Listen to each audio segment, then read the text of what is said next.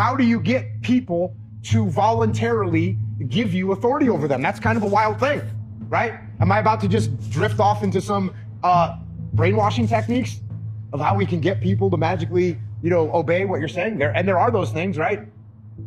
Sleep deprivation, taking people away from their friends and family, making them feel guilty about things that they've done, and then you come in as the savior to them. Like, that stuff happens. It's real. It's brainwashing.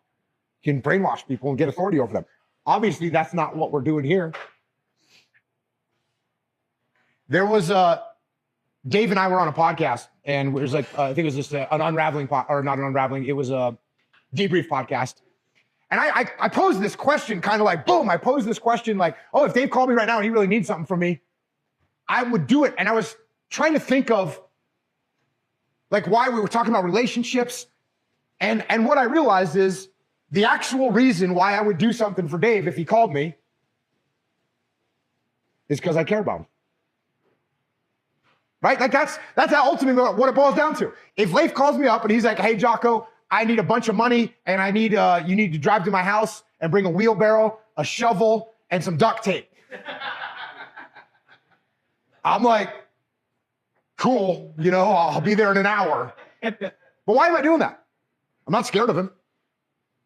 I don't owe him anything, right? So it's not intimidation. I don't owe him anything. Why am I doing that? Why am I doing that? Because I care about him. So if people care about you in this weird, bizarre way, it actually gives you some level of authority with them. And guess what? This doesn't just apply to your friends. This applies to your team. If your team cares about you, all of a sudden, they do way more than you expect them to do. They do way more than you ask them to do. They do way more than you could expect from them. Because they care about you. What a wild concept. If you've read Leadership Strategy and Tactics, I had that terrible officer that we fired, that we had a mutiny on. We didn't care about that guy at all, and we wouldn't do anything for him. We didn't care about him. We didn't like him. We didn't care about him. Everything that we did was the bare minimum we had to do. When he got fired and the new guy, the new officer took over, Delta Charlie, we cared about him and we would do anything for him.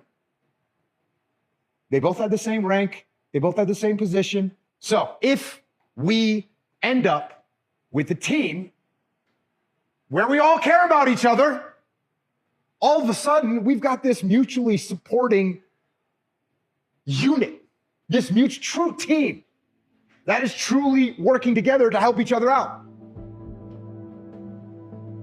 And when we've got that, then what we end up with is the ultimate form of leadership.